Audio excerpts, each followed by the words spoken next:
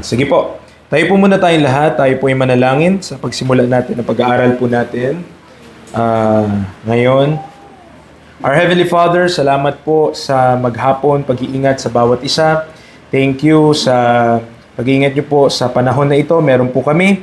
Salamat sa mga may sakit, mga kapatiran. Tuloy po ang inyong kamay. Kami po ay magkaroon ng mga kalusugan na makapaglilingkod po kami sa inyo. Tulungan niyo po kami.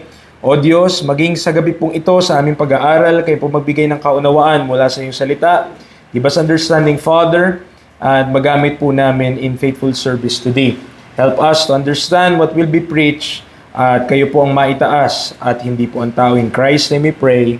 Amen and amen. Tayo po ay makakaupo. Now, tayo po ay nandoon na sa third missionary journey ni Apostle Paul. Okay.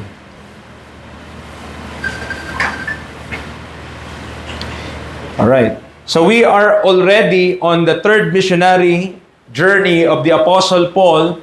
At we will pick up sa atin pong pag-aaral on chapter number 19. Okay? Acts chapter 19. This will be our study for tonight. We're still teaching and preaching on the subject, Pauline pattern on missions. Dahil alam po natin mga kapatid, wala po tayong iba na susundan na pattern pagdating sa Christianity. Wala pong iba kundi si Apostle Paul as also given by our Lord Jesus Christ. So siya po ang nagtalaga. Kay Apostle Paul, we do not esteem the person above the Lord Jesus Christ, pero siya yung pinadala ng ating Panginoong Yesus for us to follow. So now, tayo po ay sa chapter number 19 na this evening. So, sabi ng verse number 1, and it came to pass that while Apollos was at Corinth, remember Apollos? Okay? An eloquent man, pumunta siya doon sa Ephesus, at on that time period na nagpunta siya doon, wala si Paul.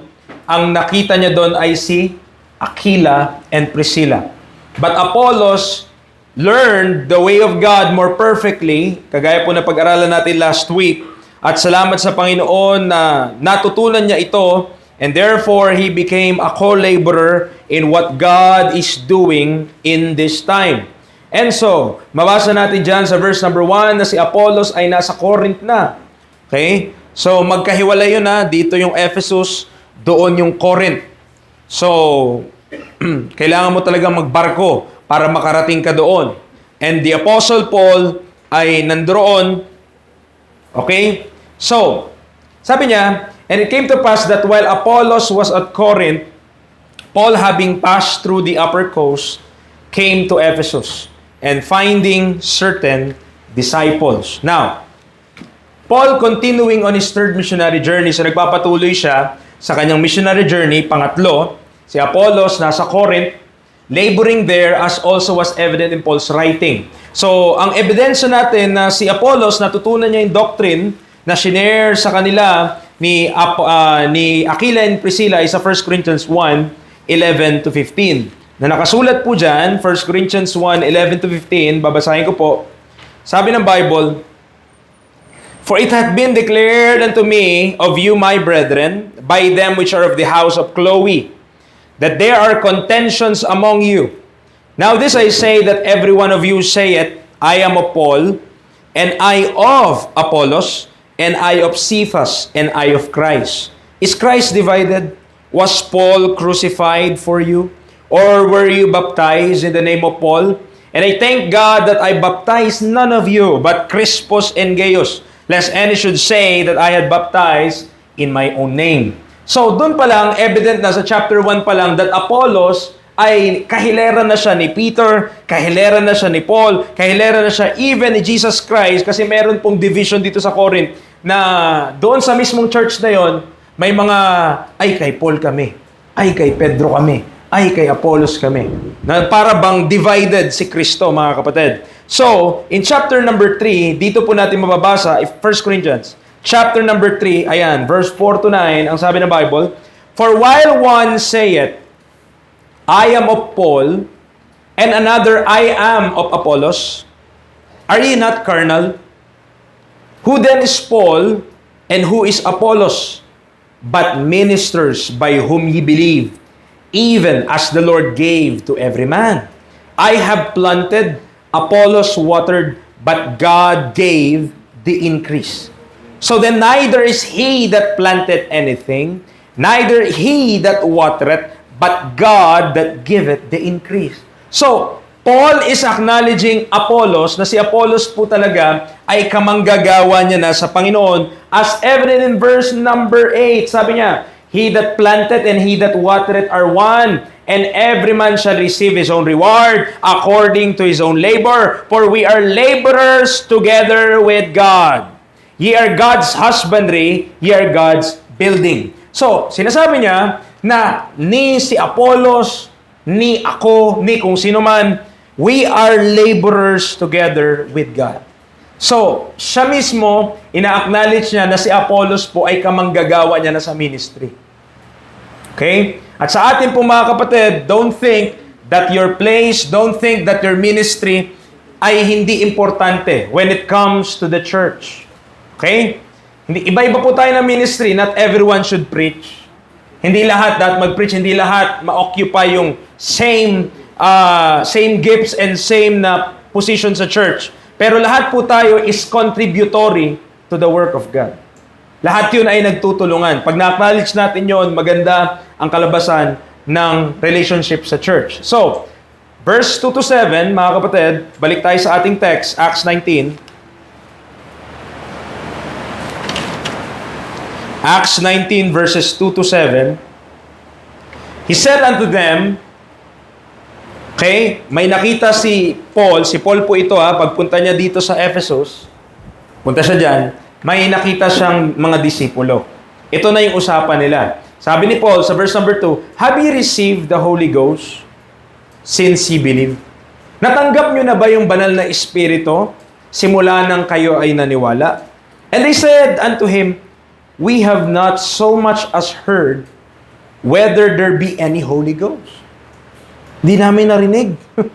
Wala kaming narinig na meron palang ganyan. Meron palang Holy Ghost. And he said unto them, unto what then were ye baptized? And they said, unto John's baptism. So nakita nyo po yung similarity. Bago tayo dumating din sa chapter 19, chapter 18, si Apollos yung dinidil. At ano lang din yung alam niya?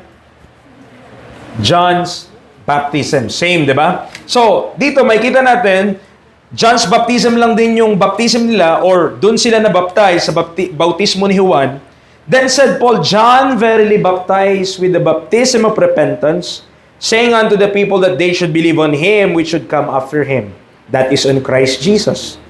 When they heard this, they were baptized in the name of the Lord Jesus.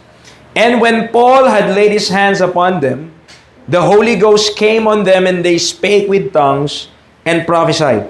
And all the men were about 12.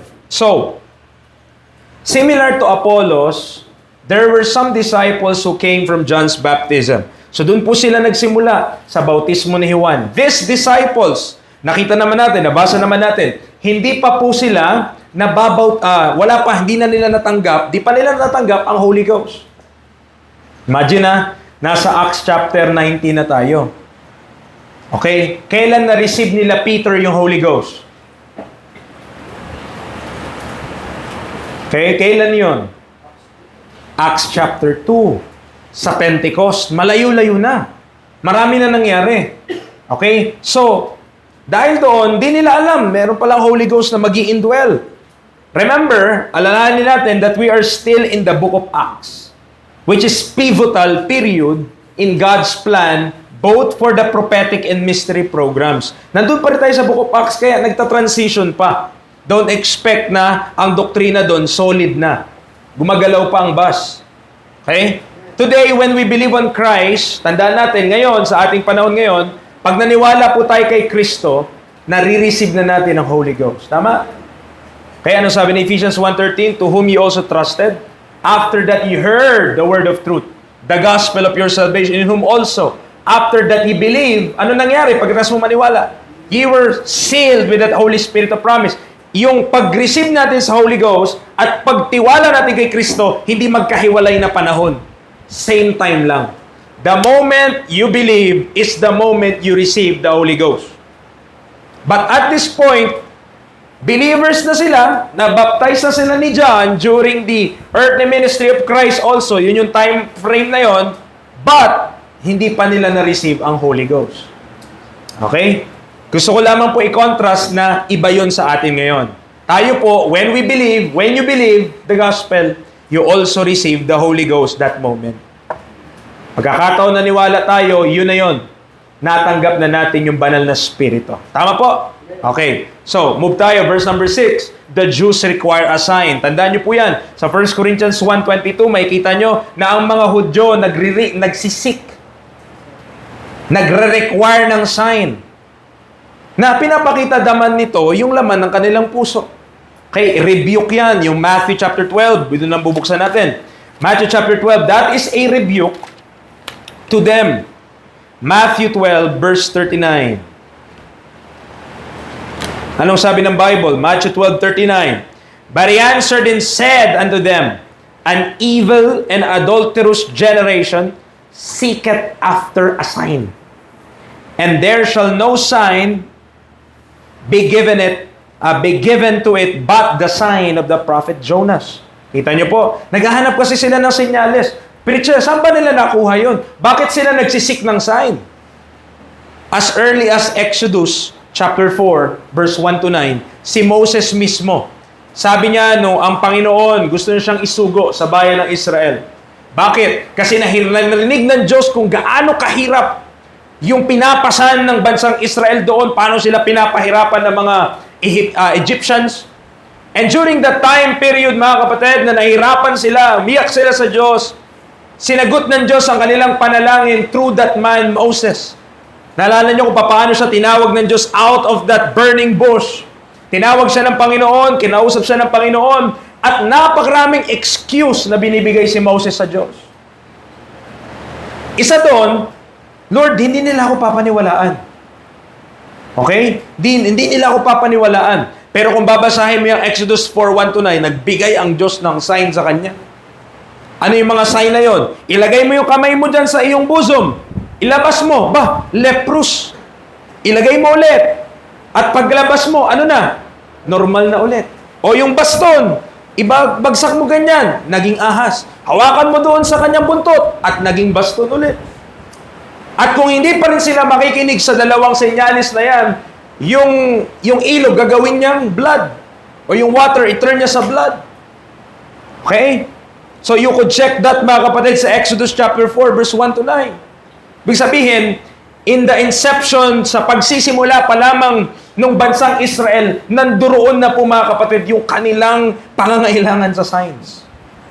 Kaya po kaakibat na sa bansang Israel ang signs. As an apostle himself, Paul must display these signs. Okay? Bilang apostol, kailangan malas o maipakita ni Apostol Pablo mula mismo sa kanya yung mga signs na ito. 2 Corinthians 12:12. Ano sabi ng Bible? 2 Corinthians chapter 12 verse 12. Truly, the signs of an apostle were wrought among you in all patience, in signs, and wonders, and mighty deeds. Okay po? So, tandaan nyo po nasa Book of Acts tayo. Huwag nyo laging kakalimutan yon. Pag nagbasa kayo ng Book of Acts, nasa Book of Acts ka. Hindi pa tapos ang transition period. Pag sinabi nating transition period, nakakasunod ba? Okay? Parang ganito, para maintindihan ng mga estudyante. Pag sinabi transition period, di ba may pag grade 10 bago mag-graduate na kayo, anong tawag doon? Moving up. Tama ba?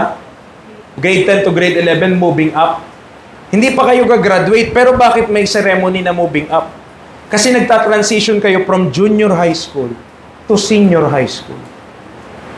Okay? So, ganun mga kapatid, na maintindihan natin dito sa verse number 6, that the Apostle Paul, pasang ulan, no? That the Apostle Paul requires, kailangan po na magpakita siya, magpamala siya ng mga signs as a testimony for the Jews. Kasi yung mga disipulo na yon, binigay naman kung ilan yung bilang nila. Sa Acts chapter 19. Acts chapter 19, verse number 7, and all the men were about 12. Okay? So nakita natin kung ilan yung bilang nitong mga Hudyo na ito na disciples na nabautismohan ni Juan na wala pang na-receive na Holy Ghost. Pero through the laying hands of Paul, doon po nila na-receive. So yung bilang, coincidence ba? Ilan sila? 12. Ilan yung disciples ni Jesus Christ na prominent sa earthly ministry niya? 12. Okay? The fact that they are also Jews is not a coincidence. We are seeing a transition from the prophetic ministry to Pauline. Bakit ko nasabi yun, mga kapatid? Ang sabi ng Luke chapter 16, verse number 16, for the law and the prophets were until John. Tignan niyo po, Luke chapter 16. Luke 16, verse number 16. The law and the prophets were until John. Since that time, the kingdom of God is preached, and every man presseth into it. So, hanggang kay John the Baptist, at itukoy doon si John the Baptist ha, yung batas daw sa kayong mga prophets ay hanggang kay Juan. So, makikita natin kung papaanong nabautismohan na sila ni Juan, pero hindi pa tapos. Bakit kailangan pa nilang ma-receive yung Holy Ghost? Kasi hindi naman talaga intended na si John the Baptist, dun ka na mag-i-end sa kanya. Siya po ay voice of one that cries in the wilderness, prepare ye the way of the Lord. Yun yung kanyang ministry. So, makikita natin dito that the fact na si Apostle Paul, balik tayo dun sa Acts,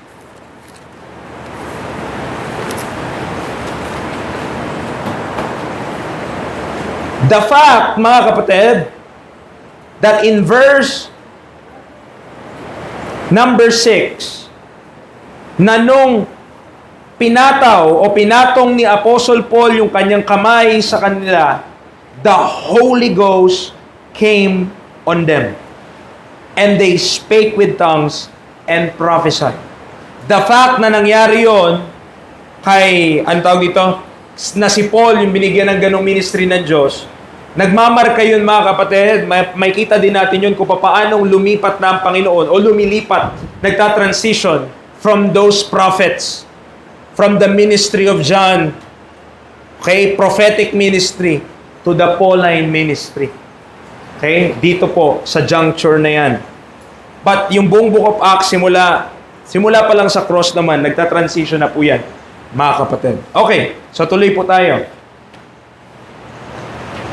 Now, in verse 8 to 10, tandaan nyo po ha, si Paul nasa Ephesus siya. Okay, kung nagtatanong kayo, nasaan ba si Paul niyan? Nandyan siya sa Ephesus. Sa Ephesus nangyayari yon. Verse 8, and he went into the synagogue and spake boldly for the space of 3 months, disputing and persuading the things concerning the kingdom of God. But when divers were hardened and believed not, but spake evil of the way that before the multitude, he departed from them and separated the disciples, disputing daily in the school of one Tyrannus.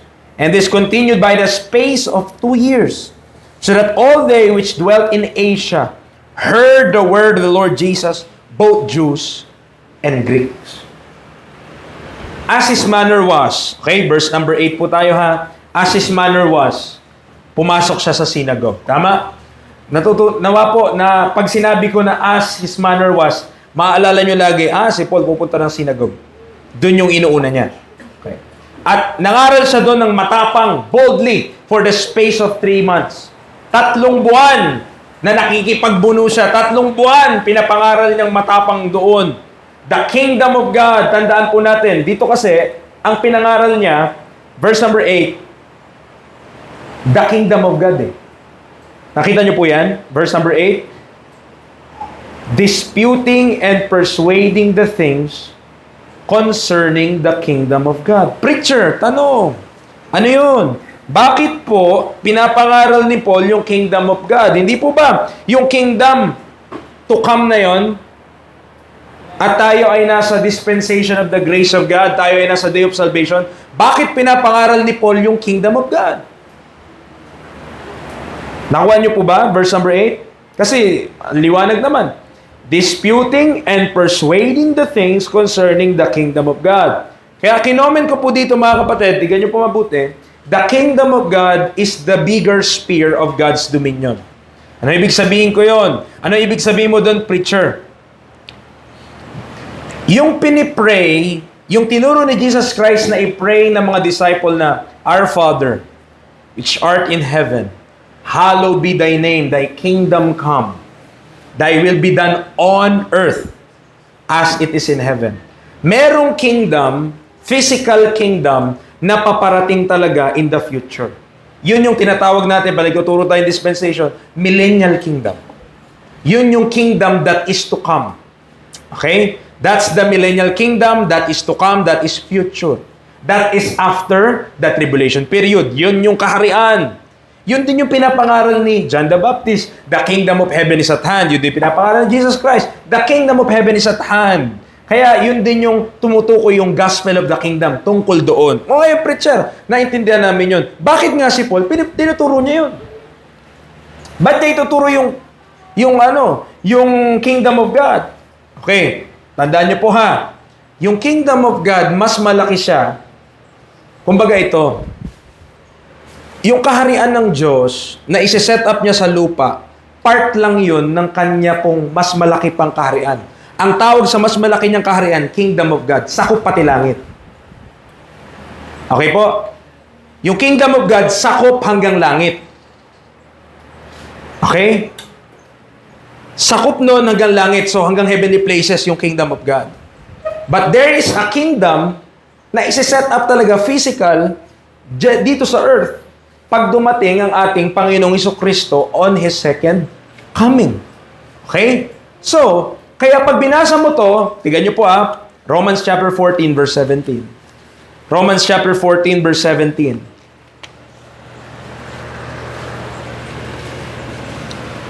Pwede ba tayo maka-request ng ano dyan? Water. Romans chapter 14 verse 17. For the kingdom of God is not meat and drink. So, hindi physical, no? Hindi pagkain. Kundi ano daw? Righteousness and peace and joy in the Holy Ghost. Sino nagsulat ng Romans? Si Paul. Tama? Si Apostle Paul. Okay. Nakuha niyo yun? Romans 14. 1 Corinthians 6. 1 Corinthians chapter 6, verse 9 to 10. Thank you, Brother Kaiser. Nawasan mo na.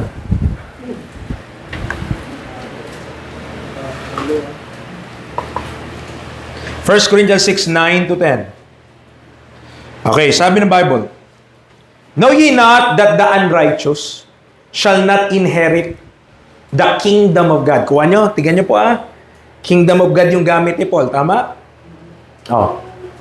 Be not deceived, neither fornicators, nor idolaters, nor adulterers, nor effeminate, nor abusers of themselves with mankind, nor thieves, nor covetous, nor drunkards, nor revilers, nor extortioners shall inherit the kingdom of God.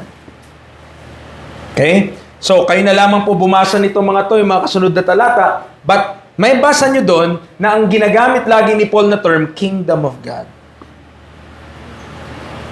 Correct me if I'm wrong po pero as far as I know, never gumamit si Paul ng term na kingdom of heaven. Only kingdom of God. Di siya gumamit ng kingdom of heaven. Ayun nyo po i-search sa mga Bible search. Okay? May dahilan yun.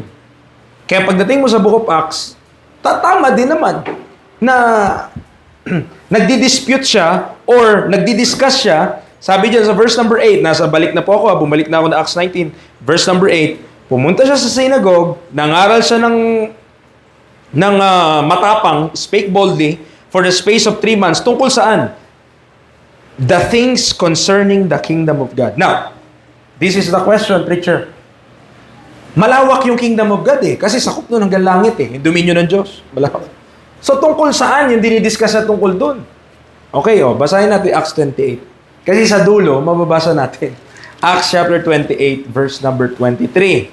Tungkol saan yung kingdom na dinidiscuss niya. Acts chapter 28, verse number 23.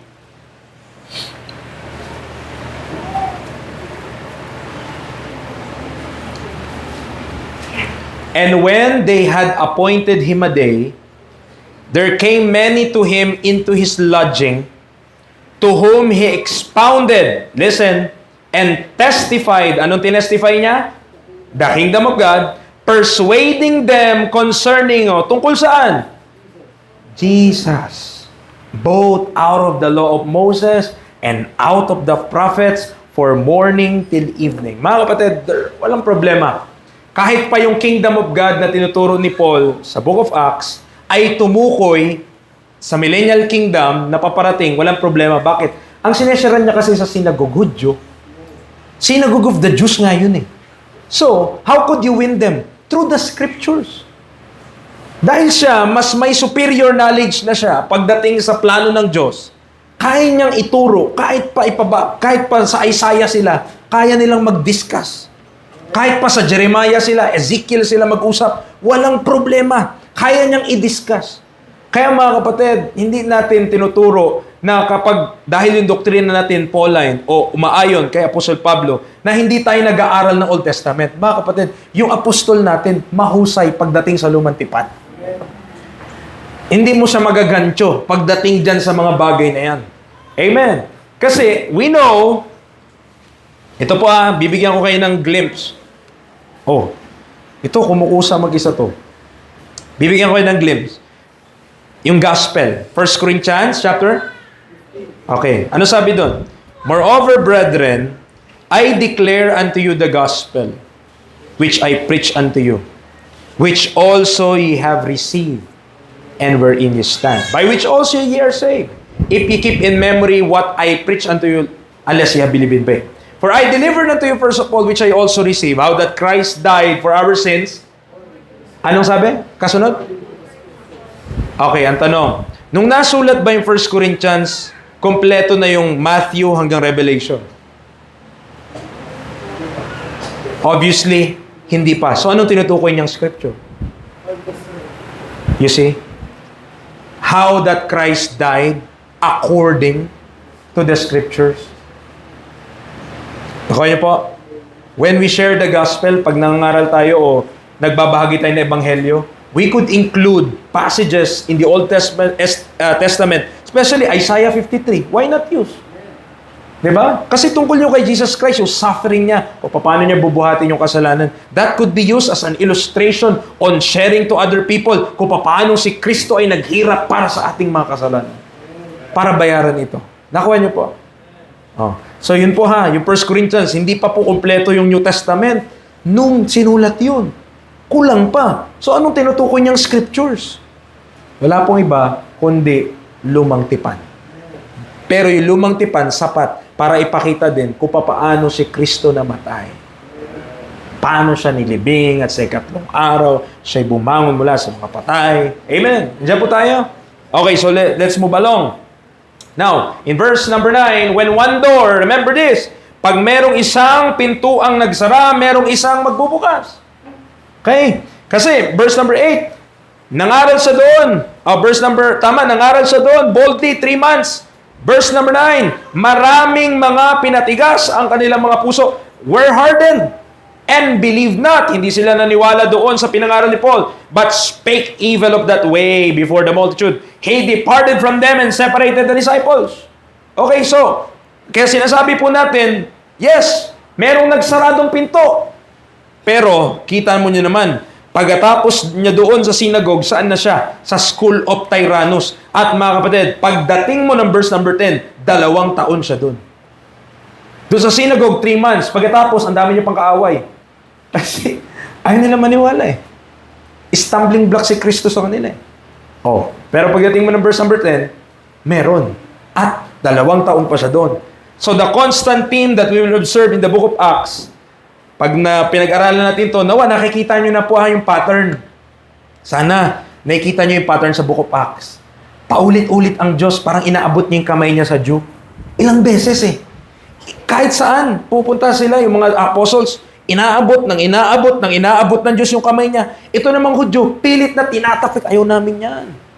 Ayaw yan. Nakita niyo po? At nung inabot ng Diyos ang kamay niya sa hintil, yung mga hintil, ang tumatanggap ng mensahe. Okay? Yun yung constant theme na may kita po natin sa Book of Acts. However, there are those who will listen and we should continue to preach to them Christ. Meron. May mga maniniwala, ipangaral lang po natin si Kristo. Now, tignan niyo po sa verse number 10. And this continued by the space of 2 years. Ilang taon nagstay si Paul dito sa school ni Tyrannus? 2 years. Tignan niyo po yung result. Look at the result. So that all they which dwelt, ba't nagmamadali ito?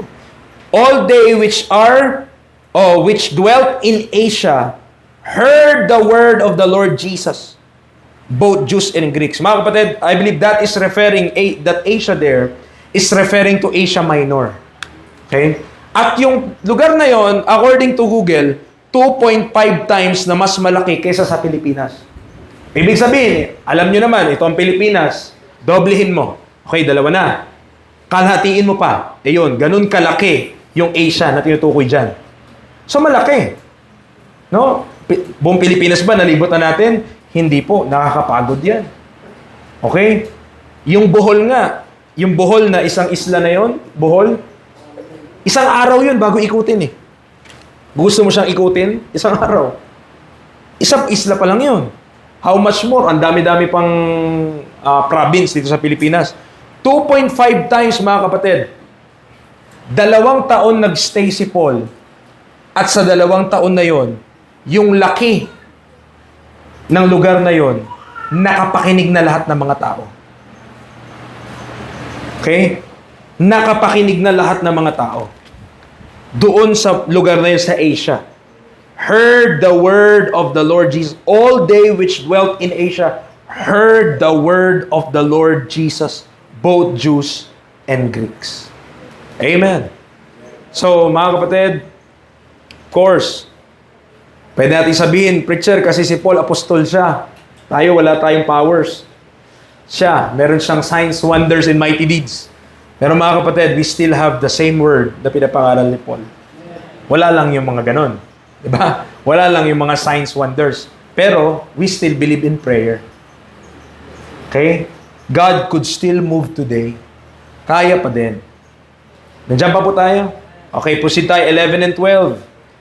Dito, may kita nyo kung papaanong ginamit din si Paul when it comes to healing.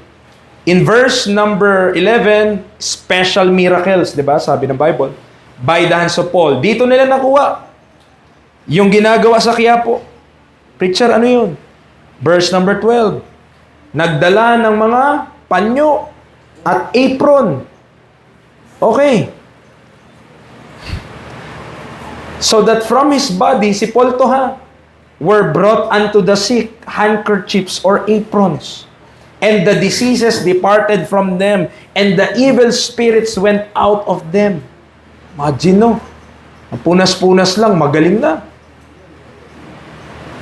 Okay, wag niyo pong sabihin, or wag nating isipin na, ibig sabihin, ganyan pala ginagawa ng Diyos ngayon. Special nga yun eh.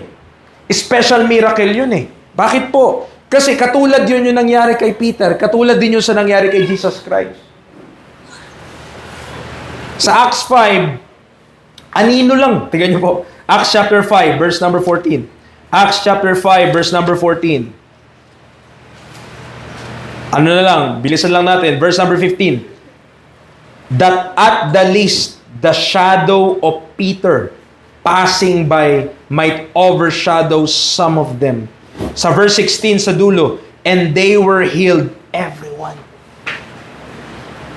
Hindi na nadikitan, bro eh.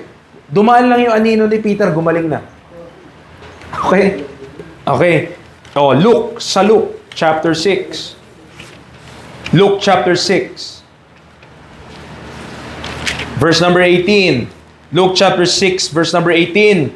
Yun yung mga vexed with unclean spirits, and they were healed. Verse number 19. And the whole multitude sought to touch him, for there went virtue out of him, and healed them all. Ganun, no? Si Jesus Christ, dadating lang doon, hinawakan nila. May pananampalataya silang mapapagaling sila. Ay, gumaling na sila. Preacher, paano mo nasabi yung mga nangyari sa Quiapo hindi totoo? Namamatay sila eh. Imbes na mapagaling eh. Tama po ba? Dumaan yung karo nung Nazareno. Nakipagtulakan. Aba, nakikipagbalyahan pa. Pagkapunas doon, naku, naipit na siya, nasuffocate na siya, imbis na mahil, na deads. Iba yun sa mga experience ng mga apostol. Iba yun sa experience si Jesus Christ. Mga kapatid, walang may sakit na tinanggihan si Jesus Christ. Kahit anong uri ng sakit, kaya niyang mapagaling. Yung mga nagpapagaling ngayon, namimili eh. Kung merong nagpapagaling ngayon, bakit ang daming nasa ospital? Diba?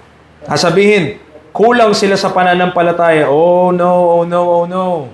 Yung mga nasa ospital, ang malakas ang pananampalataya. Let me tell you.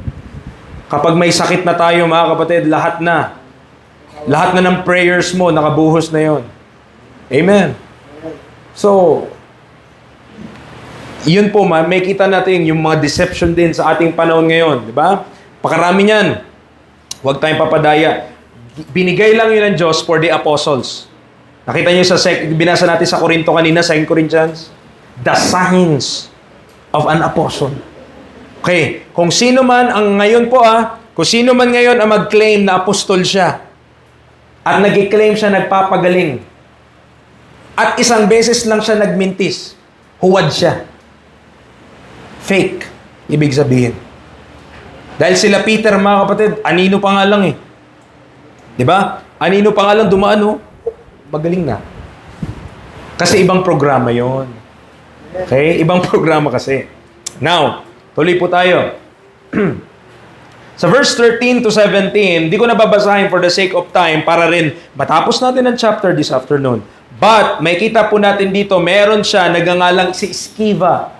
Yun ang pangalan niya. Isa siyang Hudyo, chief of the priest, tas meron siyang 7 anak na lalaki. At nung nakikita niya siguro, si Paul, wow, dami yung napapagaling. Nagdadala lang sila ng mga panyo-panyo, ganyan. Gumagaling sila, ba? Okay tong business na yun Ganon yung tingin nila. Bakit po, preacher? Kasi tignan nyo po, vagabond Jews sila sa verse number 13. Mga exorcist. Yan mga nagpapalayas ng demonyo. Ngayon nakita nila. Guro, napanood nila si Paul, no? Pagkapanood nila, lahat ng demonyo umaalis Kasi sinasabi niya, in the name of Jesus. Okay.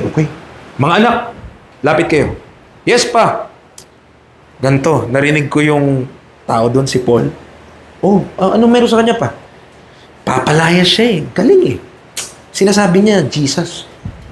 Gamitin din natin. Sige pa, mawawala O ito na, ginamit na nila, mga kapatid. Verse number 13, sabi nila dun sa mga evil spirit, we adjure you by Jesus whom Paul preached. Hindi kasi nila kilala mismo So sinasabi lang nila, sa ngalan ni Jesus na pinapangaral ni Pablo. Yun siya. Kasi wala naman silang personal belief kay Jesus Christ.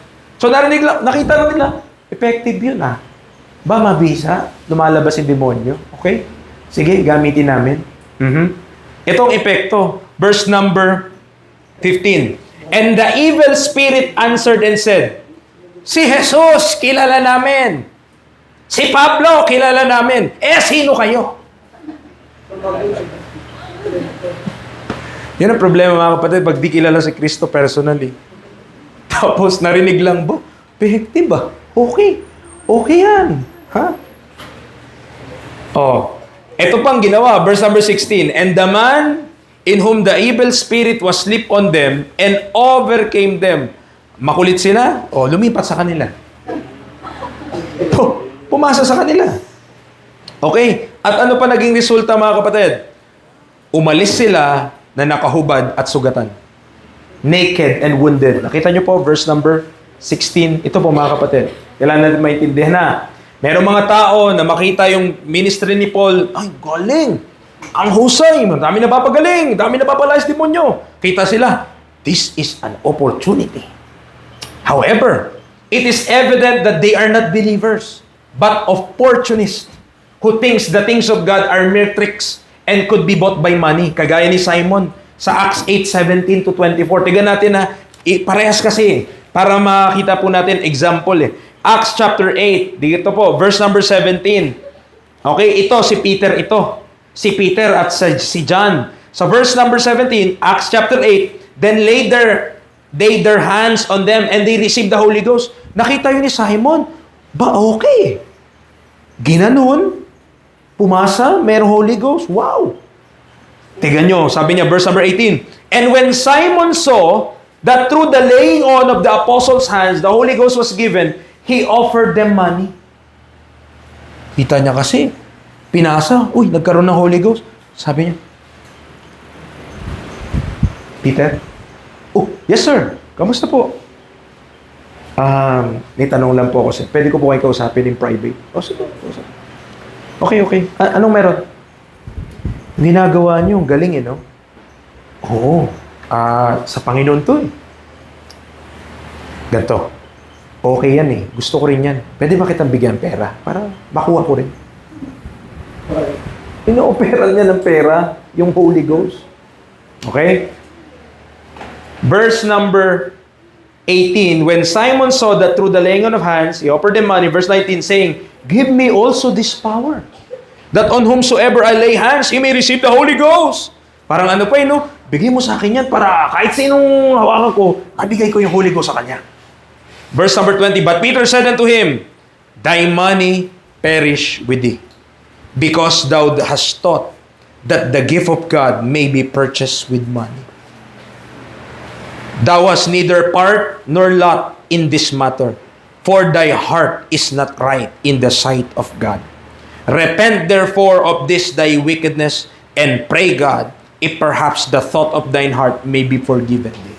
Kaya po napuntahan ko yon kasi parang katulad nakita nung mga anak ni Sceva doon sa Acts chapter 19. Nakita niya sa mga anak niya, kasama niya, opportunity to. Okay makopya nga.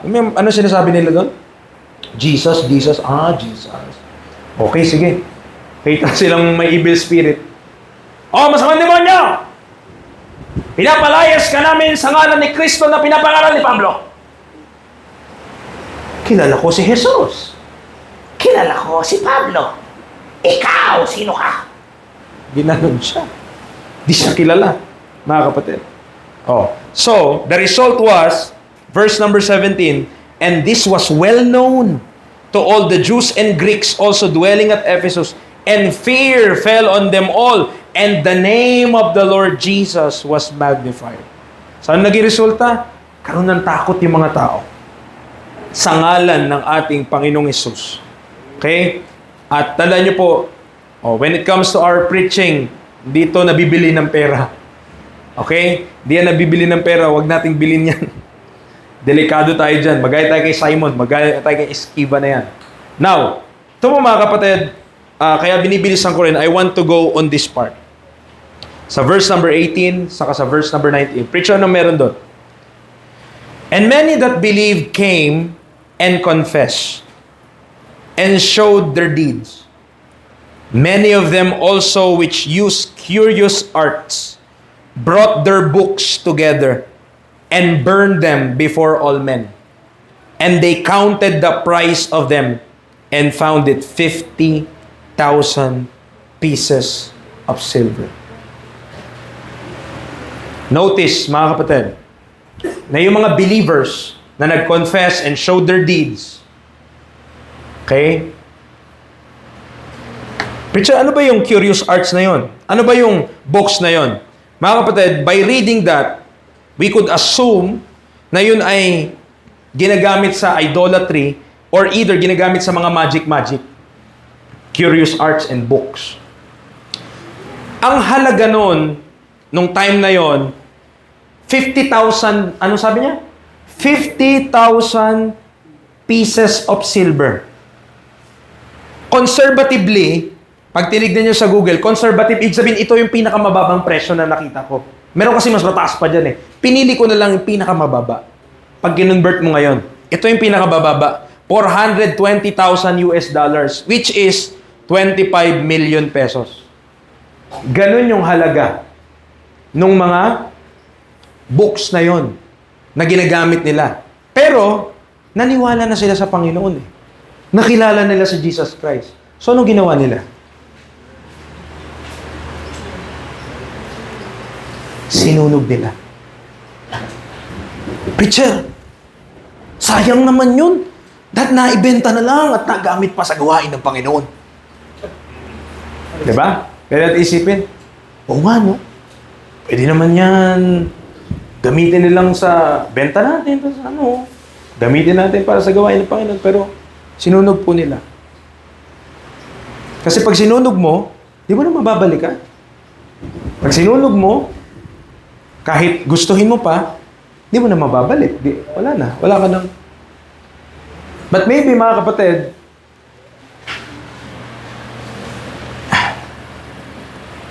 kaya ito po yung idea ng bonfire sa mga camp. Diyan yan kinuha eh. Kaya yung mga camp may bonfire, tapos parang isusulat yung mga kasalanan mo, tapos ibabato doon, tapos masasunog.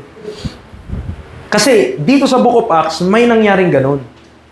Na ang time na to, they believe on Christ, and because they believe on Christ, yung faith nila may kaakibat na action eh. May kaakibat na sacrifice. And on this time forth, mga kapatid, may kita natin kung papaanong they are willing to burn this amount of money when it comes to the, carnal things. Ang mahal naman, grabe naman yan. Diba? Sayang. Okay? Pero isipin nyo po ito po yung idea nun. Kung ibebenta nila yon, yung gamit na yon ay hindi rin makakalugod sa Panginoon. Ibebenta nila sa iba. Yung gagamit, hindi makakalugod sa Panginoon. Mapapahamak din yung buhay. So, anong dapat mangyari dun sa gamit na yun? Instead na ibenta nila, isusunugin talaga nila. Alam niyo po epekto nito, mga kapatid? So mightily grew the word of God and prevailed. Yun yung naging result when they saw what they have as not pleasing to God. Hindi na nakaka-please kung anong meron sila sa harapan ng Panginoon. At anong naging resulta? Lumago ang salita ng Panginoon at nanaig. The word of God grew and prevailed. So, as a result of this sacrifice, so mightily grew the word of God. Mga kapatid, this is I believe, the preaching tonight. Marahil, the reason why we can't grow and influence more people for Christ ay dahil nangangamba tayo or may alinlangan tayo na isakripisyo yung ating idolatry. The things. Okay? Tingnan nyo po punta tayo Colossians. Colossians chapter number 3. Okay? Colossians chapter number 3. Verse number 5. Colossians chapter 3 verse number 5. Isang form ng idolatry ay covetousness. Okay? One form of idolatry is covetousness.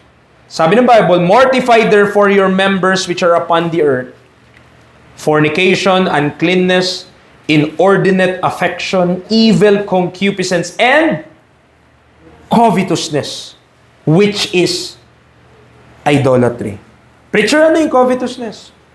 When you desire things that is not yours, na hindi naman sa atin, pero gusto nating makuha. Diba? Dinidesire natin sa puso natin, iniimbot natin sa puso natin. Okay, to give you an example, biblical na lang din, no? Exodus, punta po tayo doon. Para makita nyo, ano yung kinukonsider ng Diyos na covetousness. Exodus chapter 20. Exodus 20, simula tayo ng verse 17.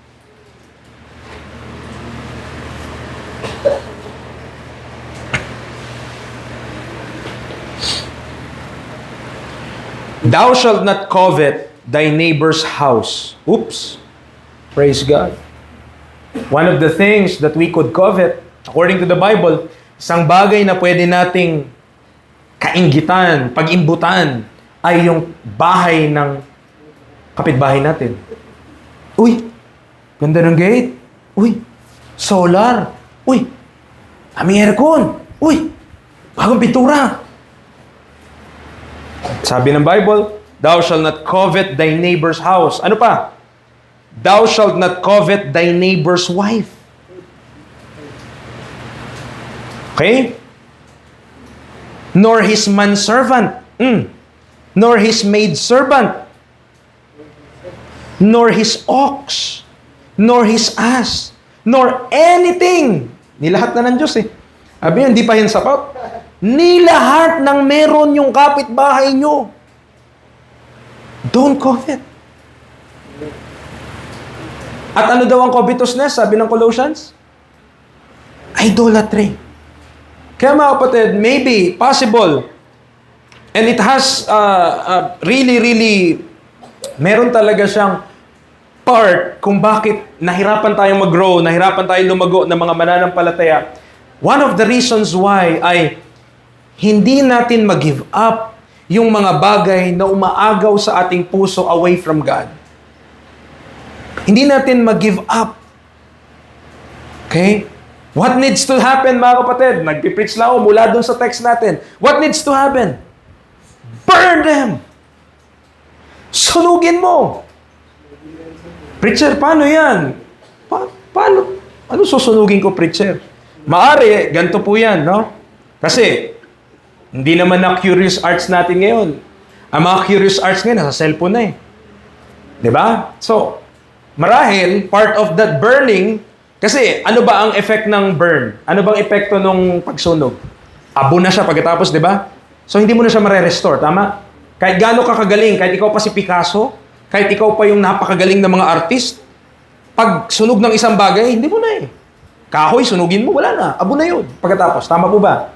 Okay. So, one of the things, ito pumasok lang sa isipan ko, maybe part of meditating on when we studied, habang pinag-aaralan ko po ito, na may effect din ng pagsunog kasi mawala na talaga. O maybe ito. Kapag yung Facebook account mo, dinilit mo, para mo na rin sinunog yun. Tama? Kasi hindi mo na mababalikan. When you delete it, permanent. Tama? Tama po ba? Diyan po tayo. Young people, kung tayo ay natitempt, okay, nagamitin ng kaaway yung mga yan, i-delete mo para di mo na mabalikan. Diyan po tayo. Preacher, kasi di ako makakabili sa TikTok shop. Ay, preacher, kasi dami ka na memories. Okay? But, if you want na hindi mo na mabalikan, press that button. Like and subscribe. Then, press that button, delete, permanent delete. Wala ka na mababalikan. Tama? It's like burning stuff. But, hindi po yun yung lahat ng applications. Sinasabi ko lang, kung merong bagay tayo that we covet, okay? Covet natin, hindi pa dapat pero dinidesire po natin para matulungan tayo ng Panginoon. Sabi niya kasi, thou shalt not covet eh. Okay? At anong ginawa ng mga tao sa Book of Acts? They burned their books. Na ang halaga po ay tumataginting na 25 million. Wow! Sayang! Preacher, sikat na ako eh. Sayang eh.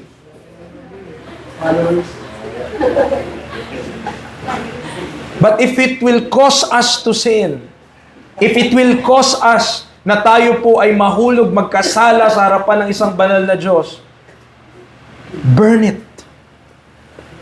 Give it up to God. Tulungan tayo ng Panginoon, mga kapatid. Hindi po madali yun, mga kapatid. Tignan mo pa lang yung amount nun. 50,000 pieces of silver. Oh my. Woo! Diba? Kung ikaw bibigyan ng ganong amount, Di ba? Tingnan mo, gumana na yung COVID mind natin, di ba? Biling ko, dami ko na naka-add to cart, 200 lang yung limit sa Shopee, na-reach ko yun. 200 na yun. So makita natin mga kapatid, maybe the reason why we cannot grow and influence more people for Christ is our reluctance to sacrifice our idolatry and burn them up so we could not look back and be tempted to return thereto. Amen. Mga kapatid, tulungan po tayo ng Panginoon. But ang naging result nun, dito ko natatapusin, di ko na itutuloy yan. Diyan lang tayo magtapos. But ang naging result nun sa verse number 20, the word of God grew and prevailed. Amen.